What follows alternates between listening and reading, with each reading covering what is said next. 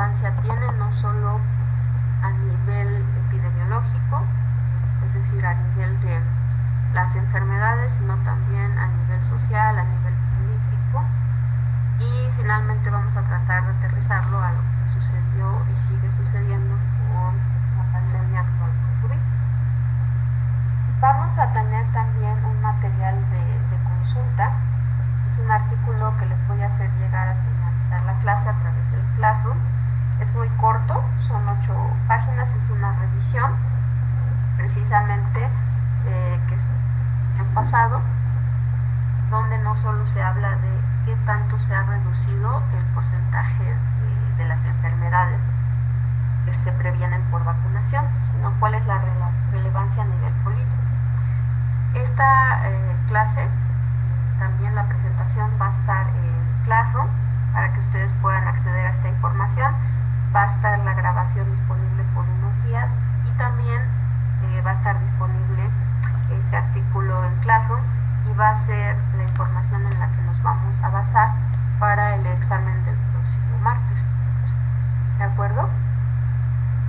Entonces vamos a iniciar. En ese artículo que les enviamos, inician la frase con esta, el artículo con esta frase: a excepción del agua limpia, ningún otro factor, ni siquiera los antibióticos, ha ejercido un efecto tan importante en la reducción de la mortalidad. Entonces, ¿qué nos habla esto?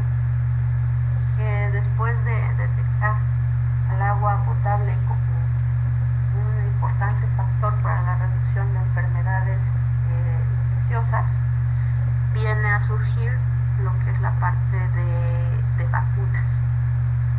Los antibióticos, pues sí, finalmente nos ayudan, porque una vez que ya se desarrolló la enfermedad, nos ayudan a evitar que pueda avanzar, que pueda generar la muerte, pero finalmente no nos ayuda a evitar que las personas o los animales estén teniendo la infección.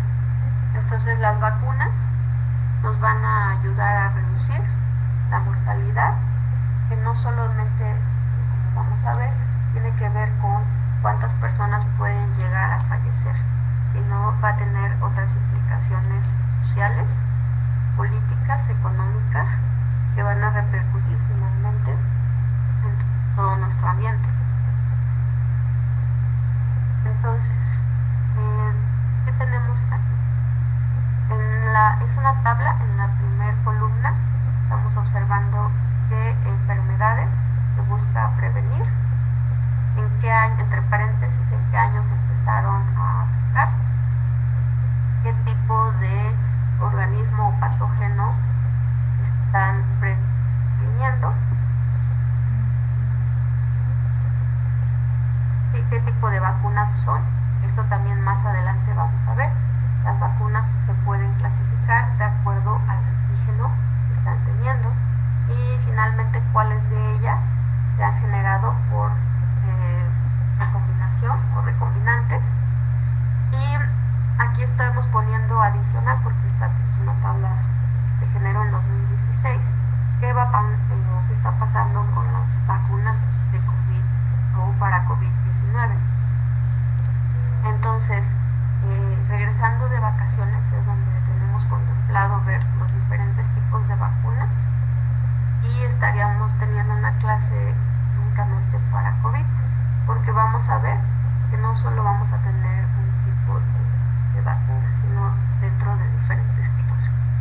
Entonces, también esta tabla nos divide en qué siglo se empezaron a utilizar y qué tipo de infecciones pues van a estar previniendo. Llevamos ya 1, 2, 3, 4. Este es el cuarto siglo en el cual estamos ya utilizando vacunas, y donde vamos a ver que varias de esas enfermedades pues están alrededor del 99% erradicadas. Algunas se va a mencionar que son del 100%, tomando en cuenta que puede haber pequeños brotes, sobre todo a nivel de África, por aquellas personas o están ingresando o que están tratando de vacunar, pero que por alguna dificultad, ya sea porque no lo están aceptando sus papás o porque no hay acceso, pues no se puede tener la cobertura del 100%. Entonces, ¿qué tipo de impacto puede tener?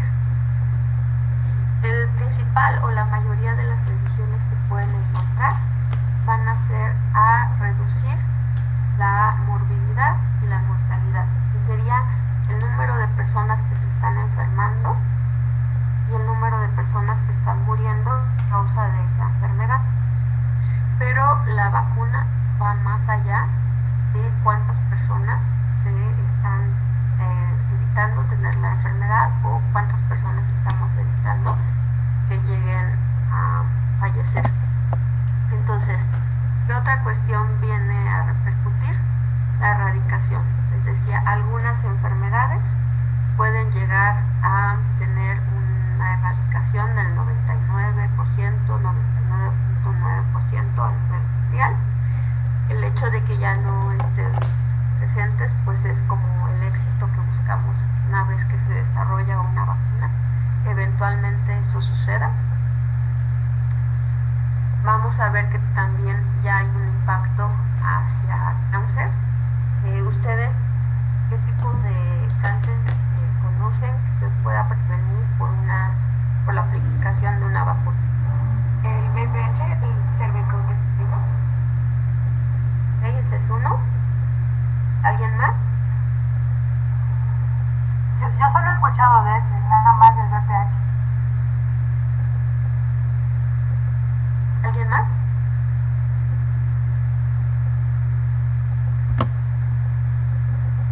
El de la hepatitis, ¿no? Correcto, hepatitis. Que puede causar cáncer de hígado. Hepatitis B, así es.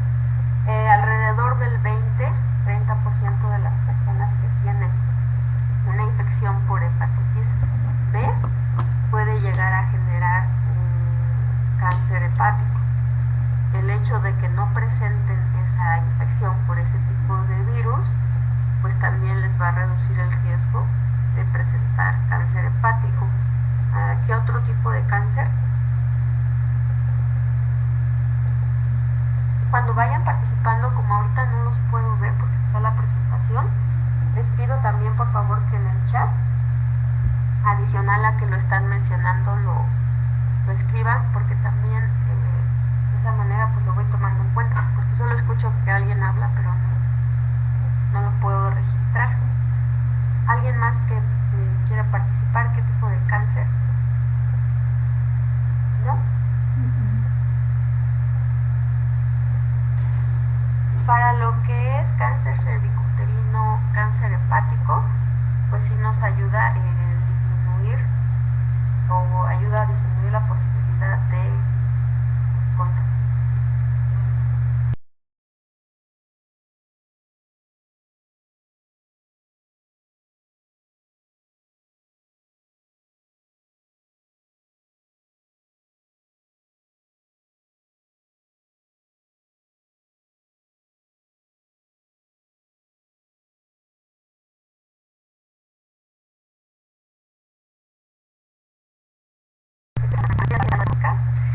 Donde se puede eventualmente llegar a reducir 80-90% el riesgo de contraer o de tener un cáncer de próstata, porque este tipo de vacuna va dirigida no de generarlo, sino de evitar que llegue a una metástasis.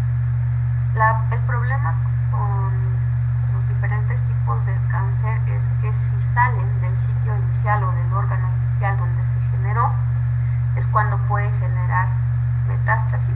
Es decir, este tipo de cáncer pasó de estar en la próstata, por ejemplo, la columna, que es el principal sitio al cual se va este tipo de cáncer, y finalmente esa migración o esa llegada de cáncer a otro órgano es lo que puede desencadenar la muerte del paciente.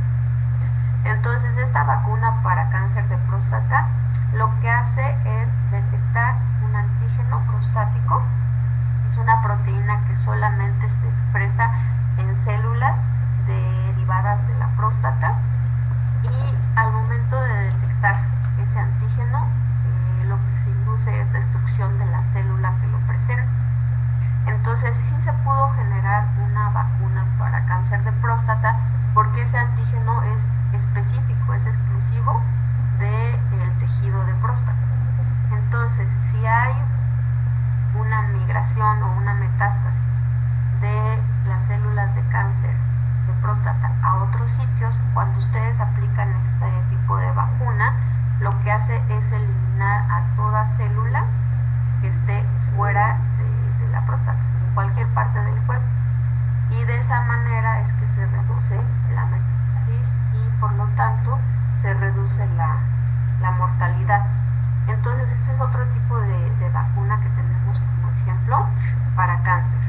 Como tal, no reduce el riesgo de presentarlo, pero sí reduce de manera importante la mortalidad. Entonces es también otro de los ejemplos que tenemos en vacunas para cáncer. Lo que son vacunas para alergias y para cáncer, vamos a observar que no necesariamente es evitar el desarrollo de la enfermedad, sino evitar, por ejemplo, la mortalidad. ¿Qué otra ventaja tiene la aplicación de las vacunas? Reduce complicaciones que puedan presentarse por las enfermedades. Por ejemplo, regresamos a hepatitis B. Hepatitis B es una enfermedad que puede ser crónica, es decir, si el paciente no desarrolla cáncer hepático, puede desarrollar una hepatitis crónica, de tal manera que su calidad de vida pues, se va a reducir. Es un paciente que no cualquier medicamento puede tomar, que va a haber cierta restricción en alimentos, que va a tener ciertos periodos en los cuales no le va a ser sencillo eliminar infecciones que normalmente podemos eliminar en 2-3 días. Entonces la calidad de vida del paciente se va a reducir y eventualmente su esperanza de vida también. Estamos hablando de que va a ser una persona con una enfermedad crónica que va a también tener un impacto finalmente social, porque son personas jóvenes por lo general, 20, 30, 40 años, que todavía o van iniciando o pueden producir bastante y aportar a un Producto Interno Bruto, que es finalmente un impacto económico. Si esa persona joven que ya tiene algún tipo de licenciatura, que ya está aportando, tiene este tipo de enfermedad, va a empezar a invertir más tiempo en estar cuidando de su salud que en estar, por ejemplo, trabajando. Va a empezar a invertir más tiempo en su salud que estar, por ejemplo, atendiendo a su familia, disfrutando a su familia, y finalmente esto va a tener un impacto social y económico. No va a quedar en una simple enfermedad.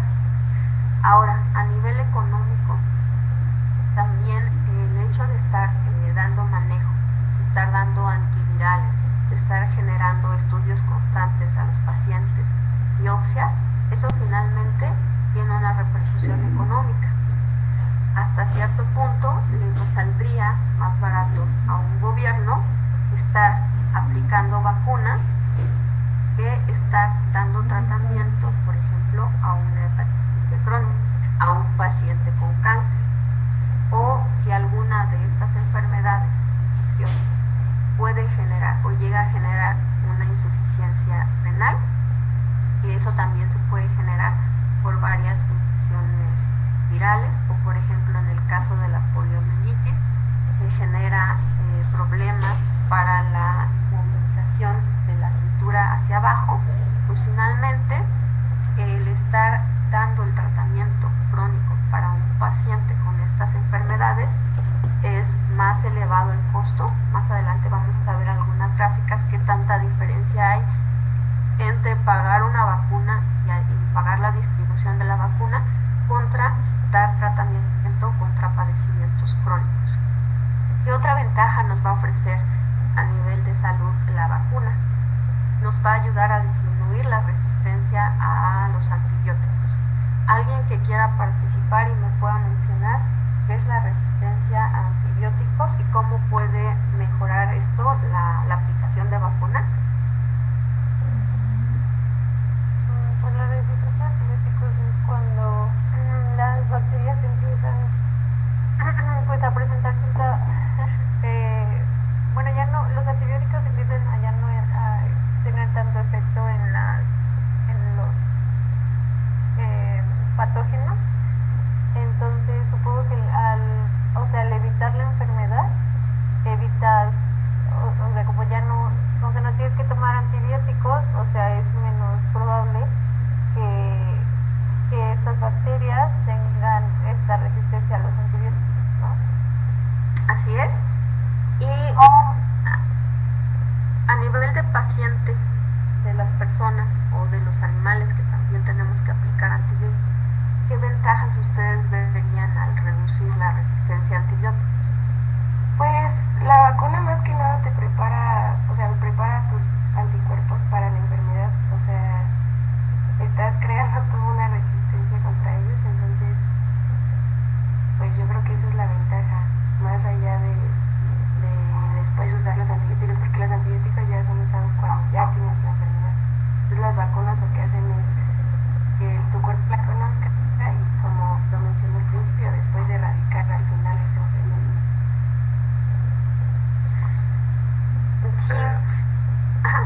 Por favor, nada más les recuerdo que vayan apuntando su participación en el chat, por favor. Sí, dime, no sé quién está hablando. Yo, Emiliano, quería comentarles también que yo vería también una ventaja producir vacunas contra estos patógenos sería no en un sentido de la investigación, porque si empieza a haber esta resistencia de antibióticos, se necesitará investigación sobre nuevos antibióticos de siguientes generaciones, y eso conlleva un costo mayor en la investigación. O sea, no tener esta necesidad de buscar nuevas moléculas que puedan ayudarnos contra la infección, podemos limitar ese esfuerzo de investigación y recursos humanos y recursos económicos al seguir utilizando los antibióticos que pues, siguen siendo efectivos por un plazo de tiempo mayor. ¿Sí me expliqué? Sí, claro.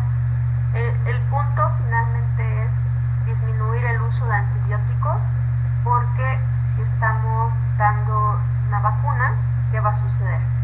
Esto también lo vamos a ver ahora que lleguemos a la parte de inducción, a la inmunología. Normalmente en se llama historia natural de la enfermedad, una enfermedad que pueda ser infecciosa. Estamos hablando que dura del día 1 al día 14.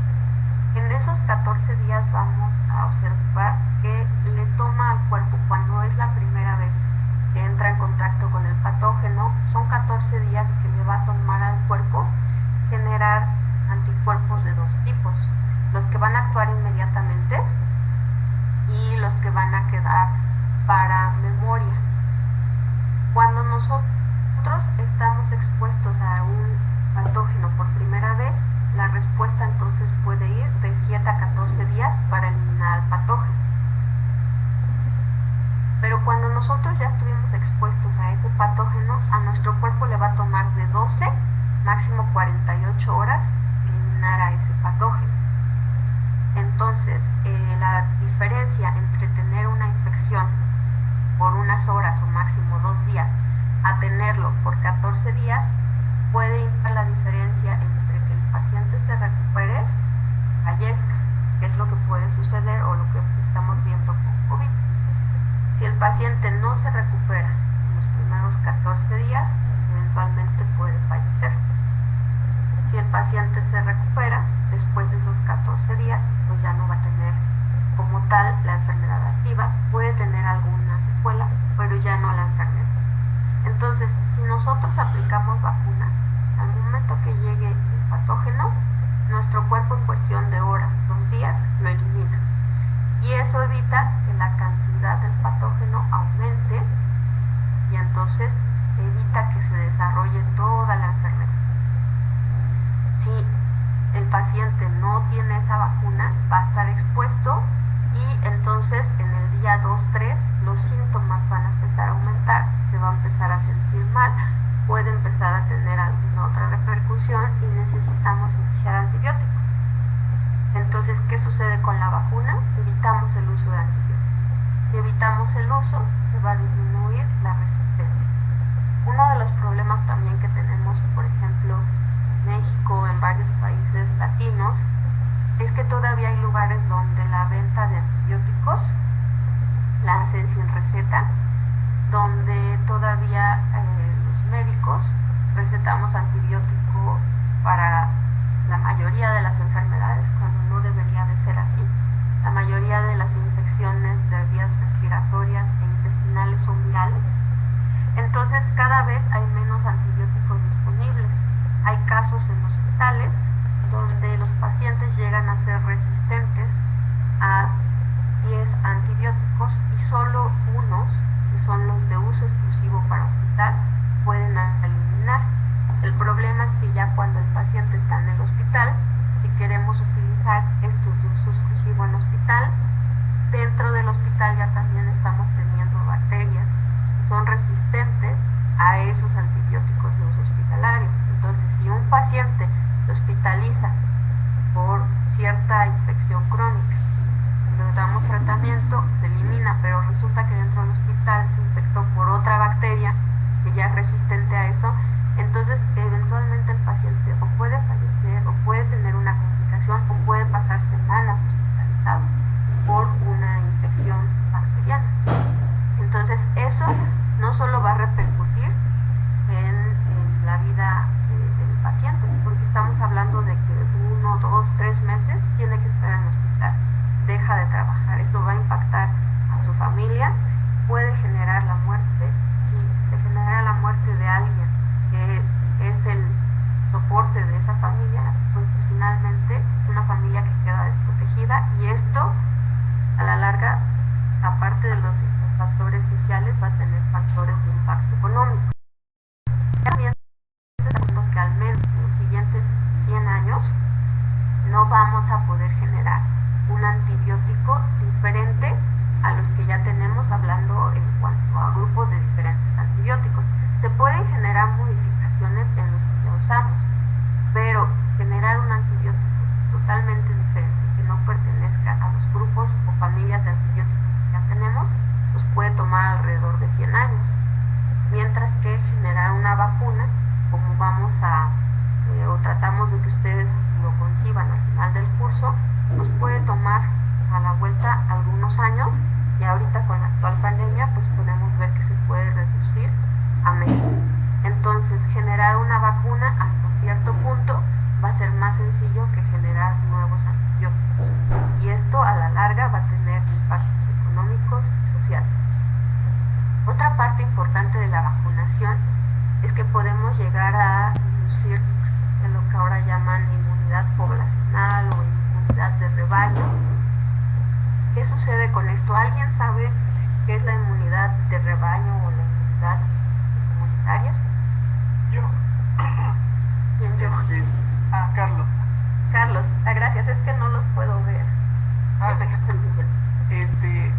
Pues obviamente hay personas que por distintas razones, ya sea por alergias, por enfermedades inmunes, no se pueden vacunar.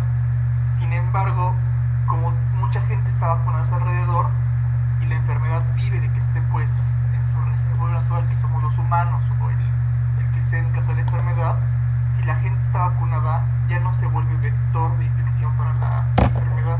Entonces es menos probable que la enfermedad llegue a una persona que no está vacunada, o que la enfermedad persiste en la población de ciertas personas en la comunidad, justamente porque como toda la gente está inmunizada, ya la gente no se contagia, y aún contagiándose, si es una vacuna que da una cierta protección, no sufre los daños que es pasar la enfermedad completa, y eso a nivel comunitario pues es un tema de salud pública súper importante y un avance enorme después quizá de la teoría de la higiene.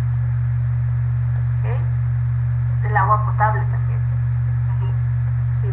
Entonces, ¿Maestra? ¿me dice? ¿Sí? ¿Quién habla? Ya, maestra.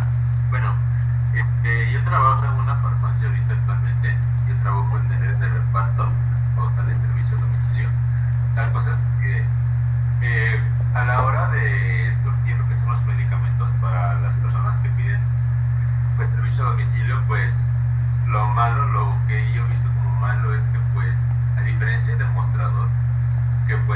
es esencial que te presenten la receta para que le entregues un medicamento. O sea, es como que es opcional, o sea, el cliente puede entregar la receta si quiere o simplemente, no, nada más dame lo que y ya. Y pues, inclusive si me ha tocado, surtir lo que son ceftriaxonas y pues yo solamente digo, ojalá y no se la quieran tomar para una simple infección de la garganta, porque pues incluso eso también, el dar antibióticos más fuertes de los necesarios, pues también puede generar resistencia, ¿no? Sí, esa ceftriaxona sí es bien polémica, porque es un antibiótico de amplio espectro, con varias reacciones negativas y algunas análisis. Y se da como si fuera pues, pan, leche. Ahorita es un problema la repartición de antibióticos, porque precisamente por cuestiones de pandemia se dio todavía más libertad. Ya existía, pero ahora hay mayor libertad. Doctora, ¿cuál era el antibiótico? Ceftriaxona. Era casa, el elefante, F de foco, y luego ceftriaxona. Sí, realmente no he participado en muchas pláticas de resistencia a antibióticos, pero insisto, el 90-95% de las infecciones gastrointestinales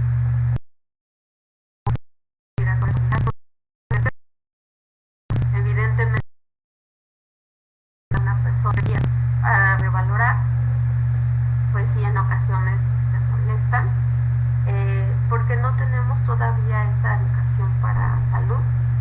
Se debe de seguir trabajando, porque la mayoría de las personas también piensan que el hecho de no tomar antibiótico le puede causar la muerte, o si el médico no se lo receta es un mal médico, porque no sabe. Ese es la mayoría de los problemas que se tienen. Entonces, es otro tema en el cual se ha tenido también que invertir una buena cantidad de dinero. No es tan sencillo, por eso es que retomamos nuevamente. El hecho de generar vacunas nos puede ayudar a disminuir esta resistencia a antibióticos. Ahora, muchos antibióticos, si se trata de infección bacteriana, a partir del tercer día ya la cantidad de bacterias es muy baja, el paciente se empieza a sentir mejor. Y por lo tanto, al cuarto día dice, bueno, ya me siento bien, ya no es necesario continuarlo. Entonces, esas pocas bacterias que llegaron a quedar, que no se eliminaron porque el tratamiento es de al menos 5 días para la mayoría de los antibióticos, pues ya tienen cierta resistencia. Entonces, ese es otro problema que tenemos en la nación mexicana. Estamos acostumbrados a interrumpirlo en el tercer, cuarto día porque es cuando ya nos sentimos mucho mejor. Entonces, es todo un tema que requiere mayor inversión. Es complicado. Solo ciertos antibióticos se han podido restringir al uso de hospitales, no todos. Y pues también cada vez nos enfrentamos a que si hace 20 años la mayoría de las infecciones se quitaban solo con penicilina,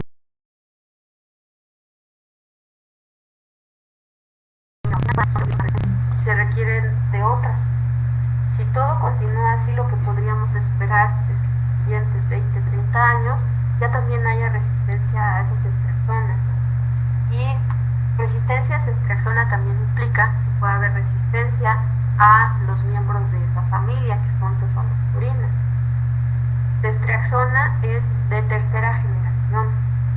Eso obliga a que las anteriores, primera, segunda generación, también se salgan del esquema. Generalmente cuando ustedes en un paciente que le hacen algún cultivo observan resistencia a cierto antibiótico como ceftriaxona, también se genera resistencia a los otros cefalosporinas, es decir, a los miembros de ese grupo. Entonces, prácticamente están quitando a un grupo de antibióticos de poder utilizarlo en los pacientes. Entonces, sí es un tema muy muy importante, y a lo largo del curso, cuando vayamos revisando las vacunas que ya se usan, van a ver que lo mencionan mucho. Otra de las ventajas, aparte de reducir morbilidad y mortalidad de esta vacuna, es que va a ayudar a prevenir resistencia a antibióticos.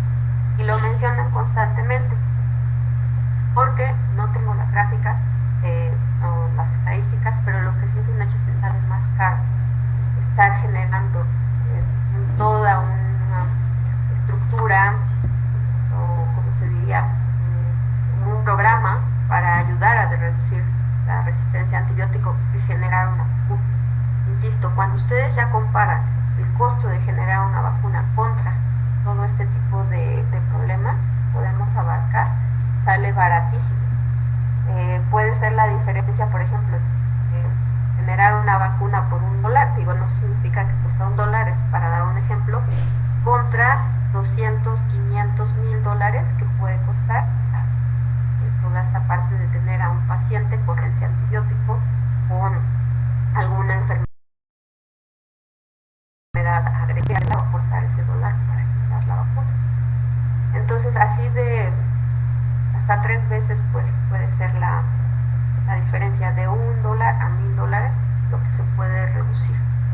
Un paciente con cáncer, la quimioterapia, la radioterapia, los medicamentos, pues como tal, la quimio, tienen muchas implicaciones y es muy caro. Ustedes han visto que también ha sido polémico, no se aplican los medicamentos, que se aplica agua inestable, etcétera, porque son muy caros. Y incluso la persona que pudiera tener un ingreso mayor, le costaría trabajo mantener una quimioterapia durante 6 meses, durante un año. No es tan barato. El tratamiento más barato de quimioterapia al mes puede salir en 100,000 pesos. Realmente las personas en México que ganen 100,000 pesos al mes las podemos contar muy fácilmente.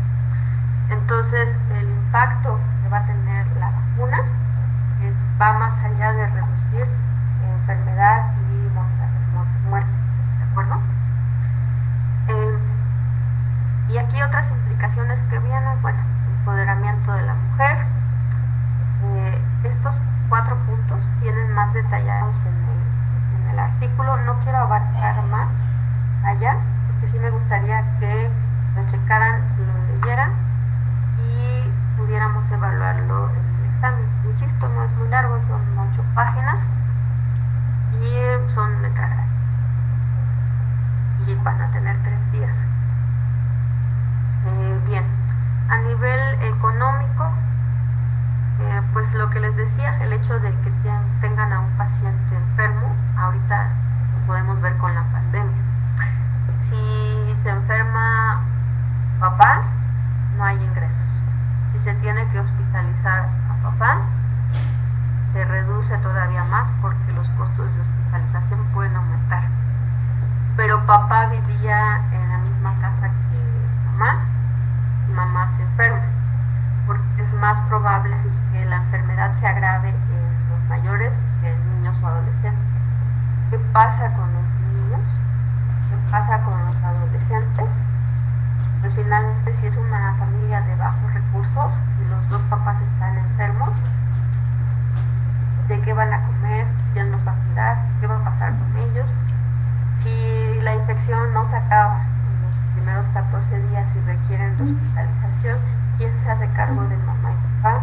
Si hay algún insumo que no está en el hospital, ¿quién lo va a pagar? Entonces, sí es toda una dinámica. Les decía, obligarnos a generar una vacuna, a aplicarla en menos de un año, fue precisamente por todo este impacto socioeconómico que estaba teniendo. Si ustedes analizan, menos del 10% o en nuestro país, o el 10% de los pacientes que tienen COVID pueden fallecer. Y algunos dicen, es el 10%, o sea, muy bajo, no importa si me da COVID, voy y me infecto, no me importa, sirve que ya estoy protegido. No es tan sencillo, porque finalmente, ¿cómo se está viendo a nivel mundial? El hecho hecho de que no se puedan realizar ciertas actividades, el hecho de que no haya turismo, el hecho de que ustedes vieron se cierran restaurantes, se cierran tiendas, las personas que estaban dependiendo de ese trabajo empiezan a correrlos, a terminar contratos. Si corren a mamá y papá, ¿quiénes van a dar el ingreso para esa familia? Entonces, si seguíamos con la pandemia, digo, ya llevamos un año, ya hay muchas repercusiones. Yo creo que todos en casa hemos tenido algún tipo de repercusión económica, social, que de repente fallezcan tu abuelita, un día, hoy fallece tu abuelito, mañana tu abuelita, pasado mañana tu tío, que no haya suficientes féretros, que no haya espacio para cremación, que no puedas despedirte de tu familia porque finalmente tiene que estar hospitalizado 14 días. Todo eso está impactando, está reduciendo el Producto Interno Bruto de todos los países, no solo de México. Algunos, pues, China, pudiera ser que no, pero no están teniendo el crecimiento para mantener. Y eso, aunque no está repercutiendo directamente, pues sí, si yo esperaba un aumento del 10% y ahora es del 4%, ¿cómo voy a hacer? ¿Cómo voy a reestructurar? ¿Qué va a pasar? Entonces, la vacuna no llega con la intención de que ese 10% se reduzca, o sí llega por eso, pero no es la principal razón, es por todos los impactos que puede tener. No aguantaríamos un año más, alguien está hablando, no aguantaríamos un año más. El tratamiento COVID es muy caro. Sí, por ejemplo, lo mínimo que necesita un paciente para COVID que está reportado por OMS no significa que es un tratamiento que va a eliminar al virus. Puede costarle a una sola persona 1,000 pesos. Si tiene problemas de respiratoria, te puede ir 10,000, 20,000, 30,000. Y si adicional no están trabajando, ¿cómo se va a pagar? Entonces, todas estas repercusiones, gracias Laura por tu participación. Sí, profesora, quería interrumpir. Sí, no te preocupes. Es que cuesta mucho trabajo porque no tengo una segunda pantalla, pero ya espero pronto tenerla para poder estar viendo la presentación y también a ustedes. Entonces, les decía, una vacuna nos vamos a olvidar de verla únicamente como vamos a erradicar la enfermedad, vamos a erradicar la mortalidad, se acabó. Entonces, tiene un impacto mayor y por eso es que me gustó mucho el artículo que les voy a mandar. Se publicó hace unos meses, bueno, el año pasado, y me gustaría que empezaran a ver a la vacuna como algo más allá que evitar o prevenir la enfermedad. Y ustedes tienen la fortuna de estar viviendo una pandemia y de que puedan tener un criterio todavía mayor o puedan aportar más información más adelante, cómo se van a desarrollar las vacunas, y pues finalmente esto impacte en la investigación.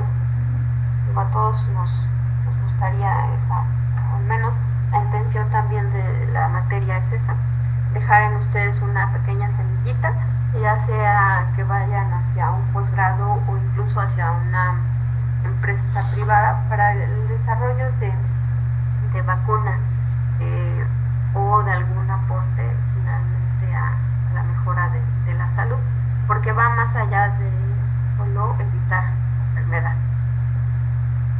Entonces, esta tablita es de estadísticas, pero solo de Estados Unidos, donde ellos evalúan, por ejemplo, empezaron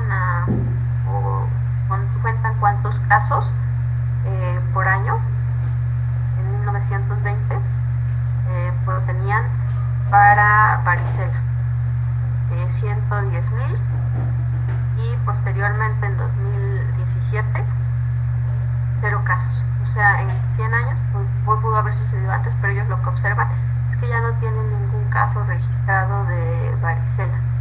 Esto, insisto, solo para Estados Unidos. Se reduce alrededor del 100%. ¿Qué pasa para la difteria? Varicela, por ejemplo, no es una enfermedad que te pueda generar la muerte. ¿Qué no smallpox es viruela? Viruela. Es una enfermedad que finalmente no puede llegar a causar la muerte en la mayoría, pero sí puede llegar a generar problemas posteriores en la adultez. ¿Qué pasa con la difteria? Esta sí en niños, que es donde precisamente vacunamos, menores de 5 años, había casos o reportes de 50, 60% de mortalidad. Pasaron de 30,000 casos a 0 casos. En el caso, si hago mal la traducción, me dicen, de sarampión, tienen una reducción del 99.9. Aquí hay una cantidad pues mayor, pero separan a aquellos que tuvieron la enfermedad pero que venían de otro país y que adquirieron la enfermedad en otro país y al regresar a Estados Unidos pues la están presentando. Entonces, sarampión no se ha erradicado por completo a nivel mundial. Todavía hay varios casos, principalmente en África, donde todavía no se vacuna al 100% de la población. Pues algunos casos pueden escapar. No se vacuna al 100%. Hubo un tema que ya no abarcamos, que es la vacunación en rebaño o la inmunidad en rebaño o inmunidad poblacional. Ahí también, ¿qué es lo importante? Como decía su compañero, creo que fue Carlos, si tenemos que en el 100% de nuestra población un 1 o 2% tiene alguna enfermedad autoinmune, tiene por ejemplo SIDA, alguna enfermedad que no le permita vacunarse, ¿cómo es que se protege ese 1 o 2%? Si el resto, 98, 99, está vacunado, difícilmente va a enfermar, y si la llega a presentar, en cuestión de horas va a eliminar a ese patógeno.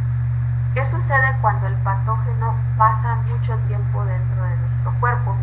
Pues finalmente también puede tener adaptación. Empieza a conocer cómo es que tenemos las defensas, qué métodos estamos utilizando para erradicarlo, y entonces se va a empezar a adaptar. Y eso favorece las mutaciones. Digo, no es para todos, pero sí es un factor, no es para todos los patógenos. Y entonces, aparte de que tenemos una población que tiene una mayor población con menos posibilidades de infectarse y de contagiar a ese 1 o 2% que no se puede vacunar, también tenemos menos posibilidad de que ese patógeno tenga modificaciones. Y entre menos modificaciones tenga, pues a lo largo del tiempo pudiera llegar a extinguirse. Digo, esto no aplica para todos, sobre todo para los virus, pero entonces la inmunidad poblacional también no solo tiene aplicación para que aquellos que no se pudieron vacunar o que no están vacunados reduzca la posibilidad de contagio, porque si por ejemplo en una sala tenemos 10 personas y 8 personas están vacunadas, la posibilidad de que te contagies es del 10%, porque una persona más no está vacunada, pero hay un 80% de posibilidades de que no te contagies. Entonces va a aumentar la posibilidad de no contagiarse. Pero adicional, la persona que llegue a tener o que llegue a estar en contacto con el patógeno, al eliminarlo en cuestión de horas, también le disminuye la posibilidad al patógeno de conocer cuáles son los métodos de evasión o de eliminación, de estarse replicando y de que las generaciones posteriores de ese patógeno puedan tener alguna modificación para adaptarse. Entonces también esas repercusiones puede tener el hecho de estar vacunando o generando inmunidad poblacional. Profesora. Sí. También yo vi que con el COVID, ve que se está usando esto del plasma de pacientes ya recuperados, o sea, los anticuerpos. Ajá. Yo vi que en los pacientes inmunosuprimidos, inmunocomprometidos, no era el ideal porque esos pacientes pueden generar cepas, variantes resistentes al virus, justamente porque la idea es que te meten los anticuerpos para ayudar a tu cuerpo a montar el resto de la respuesta inmune. pero como los pacientes no pueden hacer la segunda parte de la respuesta inmune, que es pues, seguir combatiendo al virus, el virus se puede adaptar y hacerse resistente a esos anticuerpos. Y ya una variante que ya lo resiste y que ya no es, que de nuevo es infecciosa para la gente que ya tuvo COVID, porque no pueden hacer lo demás que tenían que hacer su organismo. Como que les da una protección selectiva al virus. Sí, es una posibilidad. ¿Por qué razón? Si tenemos a un paciente inmunocomprometido, todavía tiene más posibilidades de que tenga una mayor carga viral, una mayor cantidad de virus. Entonces, si le aplicamos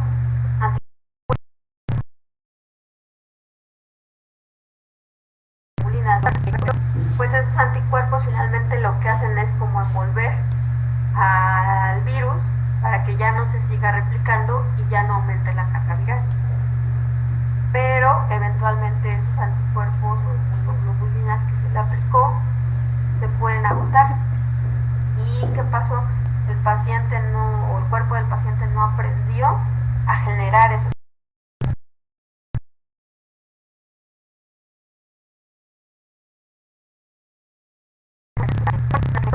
generan linfocitos de memoria que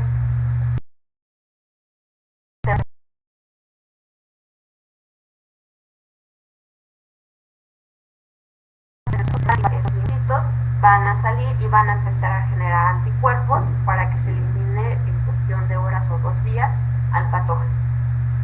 Si nosotros damos de manera exógena esos anticuerpos, no tenemos linfocitos de memoria que puedan más adelante generar anticuerpos para defenderse.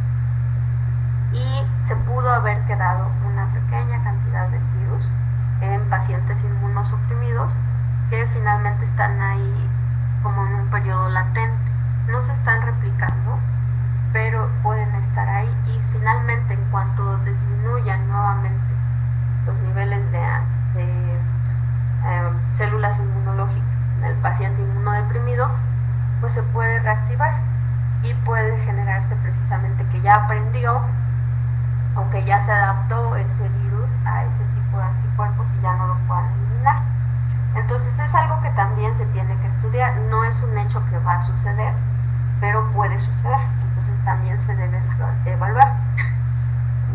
Sin embargo, vamos a ver que algunas vacunas pues no se pueden aplicar en pacientes inmunocomprometidos y entonces la única opción que nos queda es si ese patógeno no se puede eliminar con un antibiótico, con un antiviral, se utilizan inmunoglobulinas. Entonces también hay que tomarlo en cuenta porque algunas vacunas van a tener la desventaja de que no se aplican en pacientes inmunosuprimidos y la única opción que nos queda es dar es algo decepcionante pero precisamente algo que vamos a ver en el curso es que nuevas vacunas que se pueden generar con biomateriales, esto estamos hablando de los últimos 10 años que empezó a explotarse más, alrededor de 20 años, 25 que se empezaron a usar. Entonces estas vacunas pueden ofrecer ciertas ventajas y hay ciertos biomateriales que sí se pudieran utilizar para vacunar pacientes inmunosuprimidos. ¿Qué tipo de vacunas no se pueden aplicar en pacientes inmunosuprimidos? Son aquellas que tienen al patógeno atenuado, es decir, es un virus, es una bacteria que se le aplica al paciente pero que no tiene la capacidad de replicarse, de dividirse o que la tiene disminuida. Este tipo de vacunas la mayoría de este tipo de vacunas no se aplican en pacientes inmunosuprimidos. Son las vacunas que se empezaron a utilizar. Son las vacunas que vemos en el siglo XVIII, que prácticamente le daban un poquito de costrita o de lesión al paciente y se lo daban a pacientes sanos. Entonces, este tipo de vacunas no se pueden aplicar, pero vienen algunas opciones, que son las subunitarias, que son las de biomateriales que se pueden usar. Al final del curso también van a tener la capacidad de poder decir si hay esperanza, se puede hacer una vacuna así, así, así, y es así se pudiera aplicar en pacientes inmunosuprimidos. O por qué este tipo de vacuna no la podemos aplicar en ancianos, o por qué esta no se puede aplicar en niños, pero podemos hacer una con estas características que sí se puede aplicar y finalmente puedan abarcar a la mayoría de su población. En lo que pues está la inicial, que genera la inmunidad de comunidad o de rebaño, y pueden llegar algunas opcionales para aquellos pacientes que no se pueden aplicar. Entonces no significa que no haya esperanza para pacientes no suprimidos, solamente que se requiere la generación de nuevas vacunas. Insisto, alrededor de los últimos 20-25 años se empezaron a implementar los biomateriales, y en los últimos 10 años es cuando ha surgido más investigación, pero pues todavía es investigación que en su mayoría es básica y se requiere investigación clínica. Que se generó, la primera aprobada para uso en humanos de COVID fue con biomaterial. Entonces así de relevante es la generación de nuevas vacunas. Entonces, continuamos con la tabla. ¿Algún comentario, alguna duda?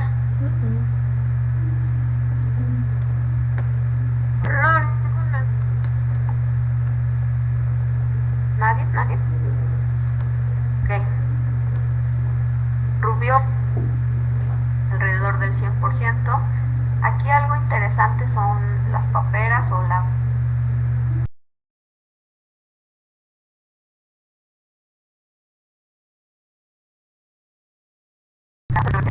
glándulas salivales. Entonces todavía no hay una erradicación del 100%, porque el detalle con las paperas, no puedo recordar ahorita el nombre, no es para tiroiditis, bueno, pero es inflamación de las glándulas salivales.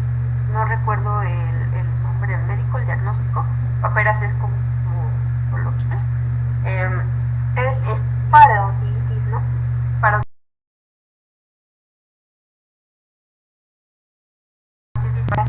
Al 100%, principalmente porque son varios los virus que lo pueden generar. Virus citomegalovirus, herpes virus. Vamos a ver que también eso sería interesante. Si alguien quisiera generar una vacuna para herpes virus, herpes simple, y por ejemplo lo que se propone, que herpes zóster pues finalmente se desarrolla en el adulto porque de niño tuvo algún tipo de infección con herpes simple, o porque tuvo por ejemplo varicela, y eventualmente puede generar herpes zóster. Entonces ese tema también está muy padre, porque algunos artículos sugieren que sí, que es una variante, otros que no. ¿Qué tanto riesgo hay de presentar herpes zóster? Herpes zóster es finalmente es muy parecido a herpes simple, pero el problema con herpes zóster es que se deposita, o le gusta al virus estar en los nervios intercostales, los que están justo debajo de las costillas. Entonces cuando se deposita genera mucho dolor, y ahí el problema es que incluso los mejores analgésicos, opioides que tenemos, no llegan a controlar el dolor. Entonces la calidad del paciente se reduce mucho, porque prácticamente tiene que vivir con dolor. Entonces sería interesante una propuesta de una vacuna, por ejemplo, para herpes zóster. ¿Por qué no se puede generar para herpes zóster, y por qué muchos han invertido más tiempo en tratar de generar una vacuna para herpes? También es un tema pues muy amplio de estudio. En el caso de parotiditis, ¿sí? No le cambié, o paperas, es por eso que no se ha llegado a la cobertura del 100%, porque son varios los virus que la pueden generar, y entonces la protección no es del 100%. Algo importante. ¿Quiere agregar algo sobre el herpes? Es ¿Sí? que en uno de mis apuntes tengo que también está ligado como a demencias. las personas que padecen herpes, en algún momento este herpes llega a terminar afectando el cerebro. Creo que también por eso es importante desarrollar alguna vacuna. ¿Ok? Sí, esa parte no la he yo leído, de que se haya una afección directamente al sistema nervioso o central, pero pues herpes le encanta depositarse en nervios periféricos, entonces no sería nada descabellado pensar en algo a nivel central. ¿Sí? Creo que el herpes es cierto que se replica en los nervios, pero según yo, como que conforme tienes los brotes de herpes, cada vez son más leves. Tu cuerpo como que los puede manejar cada vez mejor y tiendes a ser menos contagioso, y aparte tiendes a tener brotes menos fuertes. O sea, como que tu cuerpo lo quiere eliminar, pero no sé si nos da la vida para eliminarlo, pero sí es cierto que cada vez es una respuesta inmune mucho mejor al brote anterior. En el caso de un herpes simple, sí. En un caso de herpes zóster, no. O sea, no para la mayoría de la gente. Pero personas que tienen herpes zóster pueden tener igual o peor la siguiente reinfección o el siguiente brote. Entonces, por eso siempre herpes zóster ha sido una variante interesante de estudio. Porque, ¿perdón? Ese es de la varicela, ¿verdad? Es la relación de la varicela, ¿no? Es que esa es una de las hipótesis, que ese virus de varicela se quedó en tu cuerpo, presentó ciertas modificaciones y cuando eres adulto te genera herpes zóster. Por ello que las vacunas, por ejemplo, que son contra varicela, se recomienda su aplicación. No porque reduzca el porcentaje de riesgo de tener varicela, porque en realidad su protección es como del 50-60% de eficacia, es decir, prácticamente es un volado. Puede que sí tengas varicela o que no lo tengas, pero lo que hicieron en sus estudios fue sobre todo ver qué tanto se reducía herpes zóster en el adulto, y se está reportando que se reduce, y por eso es que se recomienda esa vacuna de varicela, porque puede llegar a reducir el riesgo de presentar herpes zóster. Entonces la vacuna de varicela también vamos a ver que no está dentro del cuadro o de la cartilla nacional de vacunación en México. Se ha sacado de la cartilla principalmente por eso, porque la protección o la eficacia es baja, pero por esos reportes que existen de la reducción de herpes zóster en el adulto, valdría la pena aplicarla. Sin embargo, no está dentro del esquema. Se aplica en México, sí, porque están aprobadas, de hecho son dos diferentes las aprobadas para uso en México, pero solamente en medios particulares es donde se está aplicando, y sobre todo esa es la ventaja que se ve, es decir, te pueden poner esa vacuna cuando eres niño, que también vamos a ver que hay ciertas vacunas que si eres adulto ya no se te aplican, y también vamos a saber por qué razón ya no se pueden aplicar, y los niños puede que sí lo tengan, que sí tengan varicela, pero reduce la posibilidad de herpes zóster, y también reduce el tiempo de exposición. Es decir, un niño vacunado puede tener lesiones pues, prácticamente en el 70-80% de toda su piel y mucosas. Un no vacunado, pero un vacunado se puede reducir al 20-30%. Entonces sí ayuda la vacuna, no es una eficacia alta, pero sí de manera crónica o de manera a largo plazo nos va a proteger. Sin embargo, no todos los pacientes que tienen esta vacuna no desarrollan herpes, solo se reduce herpes zóster. Entonces también por eso es que se piensa que el herpes zóster no es exclusivo, no es una variante de varicela, porque no todos los que están inmunizados la evitan. Entonces solamente se reduce el porcentaje. Entonces sí es controversial, es la hipótesis más aceptada, que herpes zóster se genera por una variante de herpes que se generó varicela, pero no está totalmente aceptada. Y algo, digo, esto es para Estados Unidos, pero algo casi siempre en América Latina estamos en cifras menores, pero en el caso de América Latina no. El síndrome, por ejemplo, de rubiola congénita, es decir, la mamá estando embarazada se contagia y adquiere rubiola, puede generar alteraciones o malformaciones en su bebé, en su hijo, una vez que nace. Y ellos, por ejemplo, todavía tienen casos reportados en 2017. En América Latina, creo que desde 2014, 2015, ya tenemos 0 casos. Está totalmente protegida la población. ¿Esto por qué razón? En el 2009 hubo un brote de rubiola, sobre todo en pacientes embarazadas.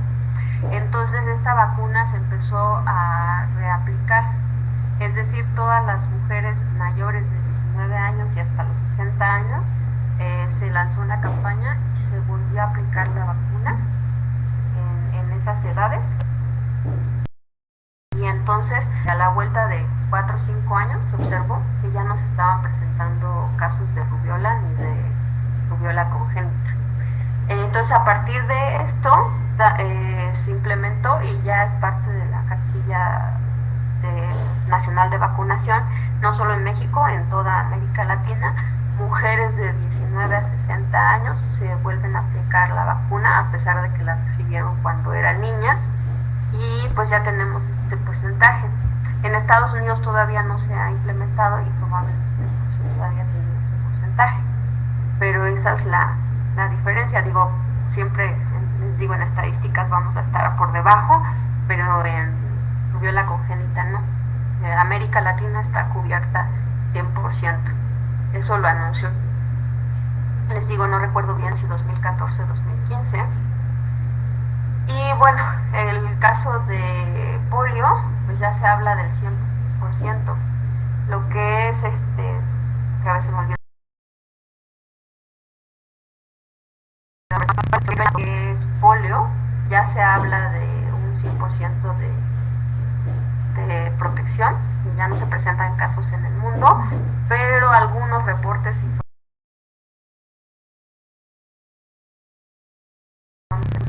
se llama reporte de caso, un solo paciente que lo llega a presentar. Si hay algunos en África de polio y de viruela. Entonces no se sabe exactamente por qué se asistir a algunos casos, a pesar de que la OMS sigue mencionando que ya son enfermedades que están erradicadas. Y bueno, en el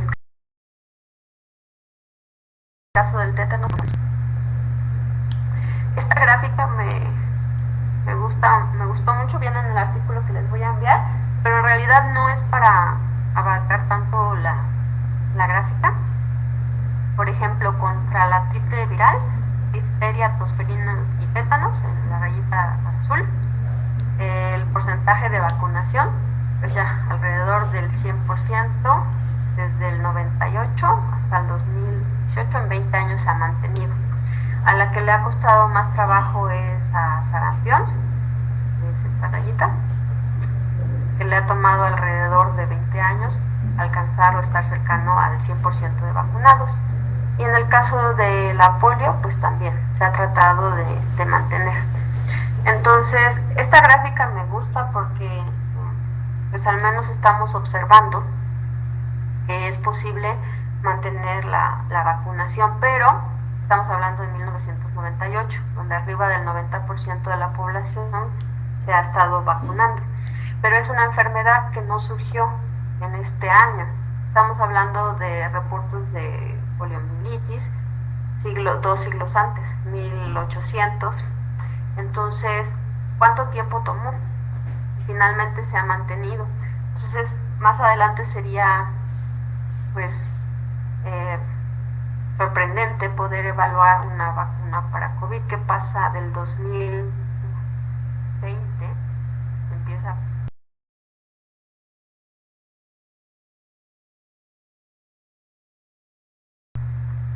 ya esté vacunada, hablando del 90% para arriba, como una enfermedad que no estábamos preparados, que no la conocíamos, en 2-3 años puede puede tener este tipo de gráfica, ¿no? Comparada contra estas que ya conocíamos. Entonces, creo que ahí había la importancia de la generación de nuevas vacunas. Generar las vacunas para COVID también tiene que ver con esos últimos 10 años de trabajo intenso en biomateriales, con los últimos 20-25 años de tratar de generar nuevas vacunas. Si no hubiésemos tenido estos antecedentes, hubiese sido muy difícil que en menos de un año se generara una vacuna. Antecedentes de investigación en generación de nuevas vacunas. Entonces, es aquí cuando se pueden enfrentar ustedes a preguntas en exámenes profesionales, en sus exámenes de titulación, como sobre todo si están haciendo un estudio básico, nada clínico. Oye, ¿como para qué sirve que me digas que la proteína mengana de la célula tal, pues resulta que se inactiva más rápido que esa proteína en la célula tal? Porque muchas veces es lo que preguntan, sobre todo los médicos. O sea, a mí, ¿de qué me sirve que me digas que esa proteína tiene ese cambio?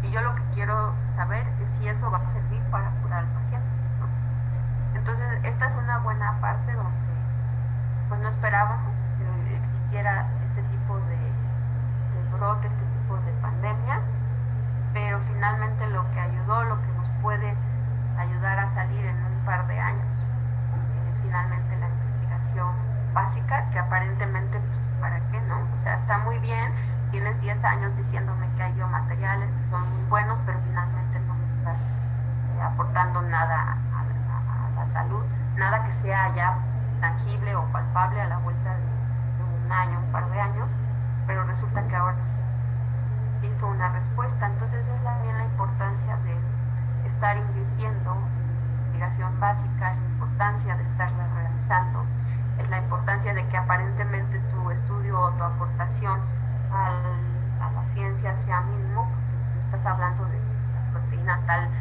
tiene cierta modificación y se acabó, pero no. Al final todo este conjunto de información de repente puede conjuntarse y resolver un problema para el cual no estábamos preparados y no sabíamos que iba a suceder. Entonces es como un comercial, les digo luego, es muy importante la generación de investigación básica, la inversión en investigación básica, y bueno, en el caso de ustedes no tengo que convencerlos mucho. Y a lo largo del curso es también lo que buscamos, que ustedes queden con la semilla de que la generación de nuevas vacunas puede aportar muchos avances en los siguientes años, sobre todo ahorita estamos viendo que es posible adelantarnos y tratar de generar una vacuna en menos tiempo y que no nos tome décadas, y que es posible realizarlo con ciertos biomateriales. Entonces, aquí lo que les decía, la viruela en el 1980, la OMS nos dice está totalmente erradicada del mundo. Sin embargo, lo que son las vacunas o los lotes de vacunas para este tipo de enfermedad, quien los almacena es la OMS. También vamos a ver más adelante, cuando lleguemos a organismos y normas de vacunas, que es la OMS quien tiene en resguardo las cepas, por ejemplo, para generar BCG, las cepas para generar las cepas de patógenos, para generar, por ejemplo, vacunas de viruela. Entonces, cuando una farmacéutica quiere generar cierta cantidad de vacunas en este año, debe de tener la autorización de la OMS y solicitar a la OMS ese tipo de cepas para poder generar las vacunas. Entonces las farmacéuticas no pueden almacenar este tipo de patógenos ni lotes. Quien los almacena, quien los distribuye, quien los autoriza es la OMS, y pues va a ser nuestro principal regulador de las vacunas. Entonces, aquí otro ejemplo que les quería poner es, además del sufrimiento que pueda tener o que pueda generar la poliomielitis y la mortalidad, 1900, el costo del tratamiento, las secuelas que pueden tener, pues todo esto, la vacunación implicó que la meningitis o que la viruela dejara de tener impacto y se redujeran costos, se redujeran efectos sociales por la calidad de vida. Hay algo interesante, por ejemplo, con la polio. ¿Alguien ha leído el libro de Metamorfosis de Kafka? Sí. ¿Nos puedes comentar un poquito cuál es la metamorfosis que sufre el actor principal o el personaje principal? Como un insecto. Un insecto, un parásito es la parte importante. El autor, el escritor, este libro en realidad lo que hace es una especie de autobiografía, sin decir que lo que le estaba pasando a su personaje principal se estaba convirtiendo en un parásito para la familia, en un monstruo para la sociedad, es que Kafka presentó o tuvo poliomielitis. Y precisamente lo que redacta en su libro es que al convertirse él en un paciente con secuelas por poliomielitis, se convierte en un parásito, porque no puede aportar a su familia. Él estaba joven, era un adolescente, y entonces se convierte en una carga social, porque realmente le tienen que estar apoyando, en una carga económica, y no quiere ya salir de casa porque la gente fuera pues lo ve con miedo, porque veían a pacientes con polio y pensaban que por el simple hecho casi de verlos pues, se iban a contagiar. Entonces, ese libro es como un reflejo de lo que puede generar una enfermedad que va más allá de si muere o no. A veces se escucha muy cruel, pero decir es muera a que tenga tantísimas secuelas, pues suena feo, porque digo, nadie quiere fallecer o ver fallecer a un familiar, pero sí a la larga puede haber más implicaciones que incluso pueden ser peores que la muerte. Entonces es parte también de lo que las vacunas buscan evitar. Entonces en ese tiempo pues no había vacuna, posteriormente se desarrolla vacuna para polio y creo que todavía Kafka estaba vivo cuando se empiezan a aplicar vacunas. Entonces hubiese sido interesante saber qué pensaba él de que ya se generaba la vacuna. Le hubiese cambiado la vida totalmente y pues no existiría el libro, probablemente el libro de Metamorfosis. Entonces, ese era otro comercial. Les decía, las inmunizaciones pueden llegar a salvar vidas, las vacunas de 2 a 3 millones de vidas al año, es también un punto importante, pero va más allá. Hay que darle más relevancia a solamente disminuye la mortalidad. Les digo, quizás si lo pensamos así, todas las personas que ya no desarrollan polio, nosotros ya no desarrollamos polio, y eso nos permitió al menos evitar ese tipo de secuelas y continuar con nuestras vidas. Entonces la vacunación o inmunización es un pilar central en una cobertura sanitaria universal. Por esa razón es que las vacunas a nivel mundial pues se consideran de acceso libre, gratuitas. Evidentemente algunas se tienen que pagar porque no todas están disponibles en todos los países, pero las básicas, por ejemplo, para prevención de poliomielitis, para prevención de tuberculosis pulmonar en niños, las de la cartilla nacional de vacunación que tenemos en México, esas en cualquier otro país también son parte de las que deben de tener acceso la población, porque también está regulado por parte de la OMS. Aquellas enfermedades que generan secuelas graves, que generan mortalidad, y debe de tener acceso toda la población a este tipo de vacunas y los gobiernos deben de garantizar el acceso a ese tipo de vacunas.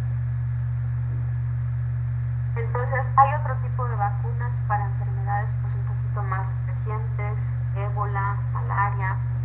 Entonces tuvimos brotes de ébola 2014 a 2016 en varios países africanos y pues se pensaba que iba a quedar limitado a África, pero resulta que este brote llegó incluso hasta Estados Unidos.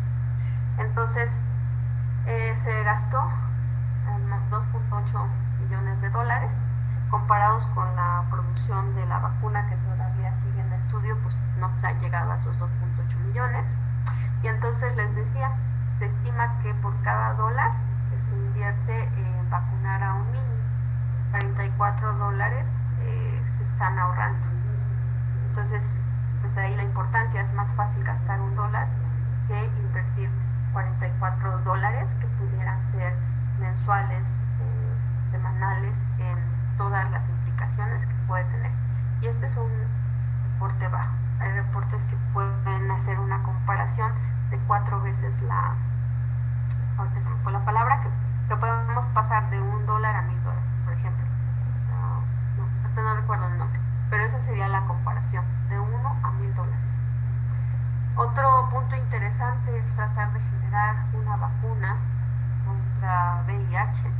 ¿Ustedes por qué piensan que es difícil generar una vacuna contra VIH? Porque muta muy rápido. ¿Qué tan frecuentes son las mutaciones de VIH? Según yo, a menos en su polimerasa, creo que mete un núcleo erróneo por cada 1000 pares de bases que pone.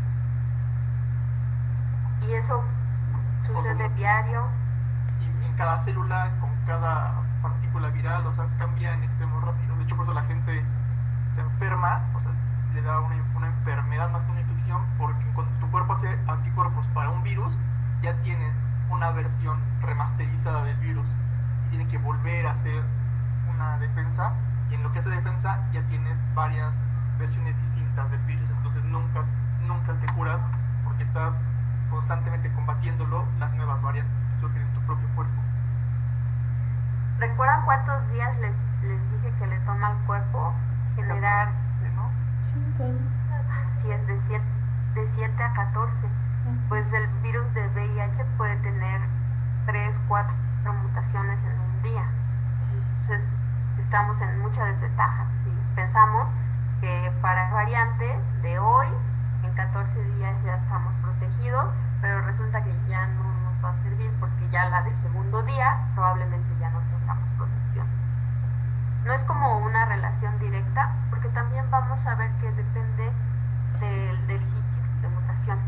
El problema también, o algo interesante que mencionó su compañero con VIH, es que las mutaciones ocurren en esa polimerasa. Entonces puede haber otros virus que tengan también mutaciones frecuentes, cada 4, cada 5 días, pero las mutaciones ocurran en un sitio no relevante para la replicación del virus. Y entonces eso puede dar oportunidad a que nuestro cuerpo pues tenga cierta o genere cierta inmunidad. Entonces sí es importante la frecuencia de las mutaciones, pero también tenemos que evaluar dónde ocurren las mutaciones. Por ejemplo, hepatitis C, también ha sido todo un reto tratar de generar una vacuna para este tipo de hepatitis, porque a pesar de que tiene mutaciones o una cantidad de mutaciones más bajas que VIH, estamos hablando como una mutación por semana aproximadamente, comparada con VIH que las puede tener diarias. El problema con hepatitis C es que las 3 principales mutaciones ocurren en sitios importantes para la replicación, y entonces es que complica. Pudiera ser que sí protejamos, pero como son sitios que no son fáciles de reconocer para nuestro sistema inmune, eso es lo que genera la dificultad para hepatitis C, para generar una vacuna para este tipo de hepatitis. También más adelante lo vamos a abarcar. De hecho, algunos artículos sobre hepatitis C, sobre ébola, sobre malaria, se los voy a enviar a ustedes y van a ser quienes lo van a presentar, para que podamos concluir por qué razón es que ese tipo de vacunas todavía está costando trabajo generarlas, o porque si ya hay algunas que sí ya están en fase 3, solo se están aprobando en algunos países y no en todos. Entonces eso también es parte de lo que vamos a analizar. La idea es que podamos ir desde la parte molecular hasta las implicaciones socioeconómicas, los ensayos clínicos, y por qué en algunos sitios sí y en otros sitios no. Sí, precisamente lo que estamos viendo es que se busca que la OMS regule y que todos tengamos acceso a las vacunas. Entonces sí son varias las implicaciones que hay que analizar, y es importante que ustedes al finalizar el curso estén formados desde conocer la parte molecular hasta conocer por qué la vacuna sí se aplica o no, qué está pasando a nivel mundial. Entonces, hay un plan de acción mundial sobre vacunas, participa la OMS, participa UNICEF, participa la fundación de Bill y Melinda Gates. Es una fundación que realmente ha aportado mucho dinero a investigación en vacunas. Varios de los principales grupos que se dedican a la investigación de vacuna polio de esta fundación, donde se está buscando generar, minimizar las enfermedades que se pueden prevenir por vacunación. Y les digo, eventualmente pues esto ha ganado auge porque este plan inició sobre todo para infecciones por patógenos, pero esto pues ya también puede llegar a la parte de algunos tipos de cáncer, aunque no sean prevenibles. Lo que va a ayudar o lo que puede ayudar es a reducir la mortalidad por metástasis. Entonces también es un punto importante. Esto también está iniciando vacunación para cáncer, a excepción del de próstata, que ese sí inició como en el 98, 95, pero es porque esa vacuna, insisto, detecta antígenos o proteínas de superficie que solamente están en tejido de próstata. Tratar de generar una vacuna o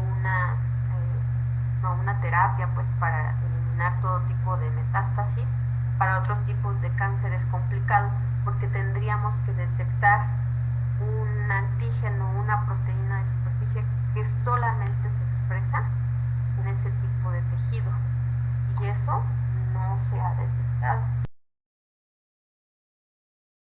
Pero una contra ciertos antígenos en la superficie que se presentan no por ejemplo en tejido de mama, sino que también se puedan presentar en músculo o que se pueda presentar en alguna otra glándula, que si damos esa vacuna al paciente puede que sí elimine cáncer de mama o metástasis, pero también elimine células sanas que estén presentes en otros órganos, y entonces la cantidad de efectos secundarios que se puede presentar pues es mayor. Entonces ese es el reto principal con las vacunas contra cáncer, detectar un antígeno que sea específico para ese tipo de tejido, lo cual es poco probable, sobre todo si consideramos que ya el genoma humano pues ya se secuenció completamente. Entonces tratar de detectar este tipo de antígenos va a ser complicado, pero hay algunas opciones para algunos tipos de cáncer que no son generados por un virus, como el hepático o el cervicuterino. Entonces ya con esto estamos terminando la parte de importancia o relevancia de las vacunas. Perdón, ¿alguna duda que tengan hasta el momento? Creo que no. Yo estaba leyendo que también hay una vacuna contra el cáncer de piel, igual tampoco es pues producida por un virus, ¿no? Pero me parece que utilizan ¿cómo se llama? El mecanismo que utilizan para desarrollarla es basado en el virus de herpes, me parece. Esa sí no la conozco. Igual lo puedo checar y lo podemos comentar. Vamos a llegar eventualmente a la sección de vacunas para cáncer. Pero sí, no, una estrategia basada en herpes es para prevención o tratamiento del cáncer. Bien. Para tratamiento. Ajá. Sí, vamos a encontrar. La mayoría de las vacunas para cáncer no son para evitar que le dé cáncer, sino son precisamente para evitar que el cáncer tenga metástasis, que es lo que finalmente puede generar la muerte del paciente. Pero digo, de eso a nada, pues vamos avanzados. Yo había leído que también ya se están desarrollando vacunas contra las alergias. Ajá, alergias también son el tipo de vacunas constantemente está estimulando a tu sistema inmune para que deje de estar reconociendo a esa sustancia como algo grave. En las alergias lo que sucede es que el cuerpo detecta algo común o usual, polvo, polen, en el ambiente y genera una reacción inflamatoria exagerada. Y vamos a ver también ahora en las clases de inmune que si no se suspende esta respuesta de inflamosoma inicial, va a tener, en lugar de mejoría, repercusiones, que es mantener un estado inflamatorio en el paciente y finalmente no va a estar generando, si es por ejemplo una alergia a nariz, todo el tiempo va a estar quito, todo el tiempo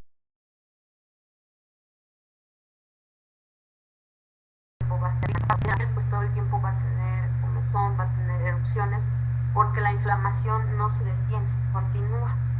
Entonces lo que ayudan a este tipo de vacunas es que ya establecida la alergia, son pequeñas dosis de ese alérgeno para que también al hecho de estar expuesto constantemente, el cuerpo hasta cierto punto aprenda.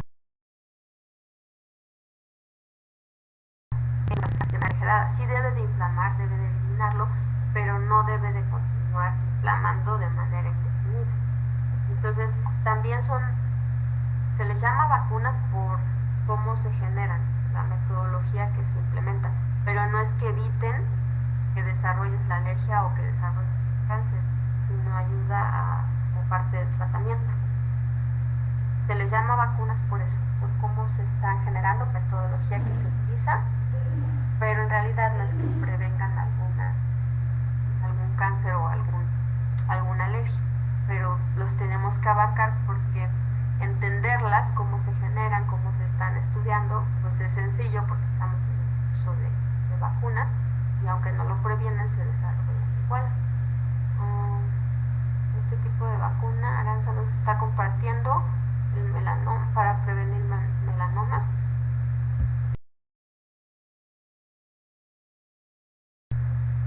Nos va a producir citocinas.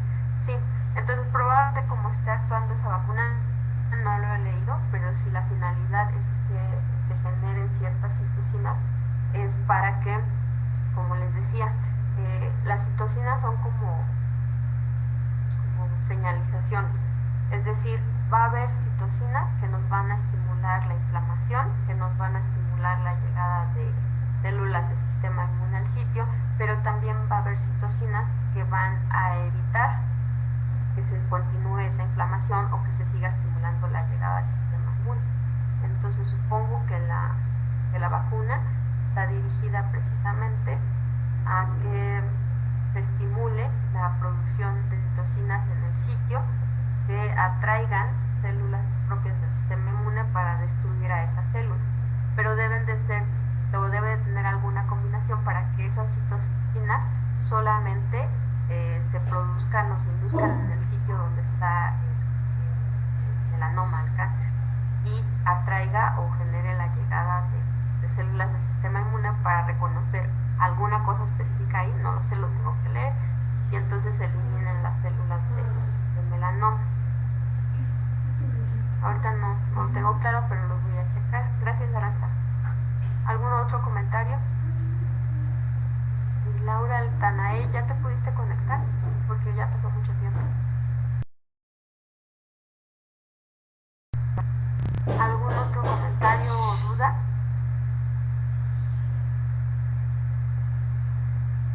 ¿Nadie?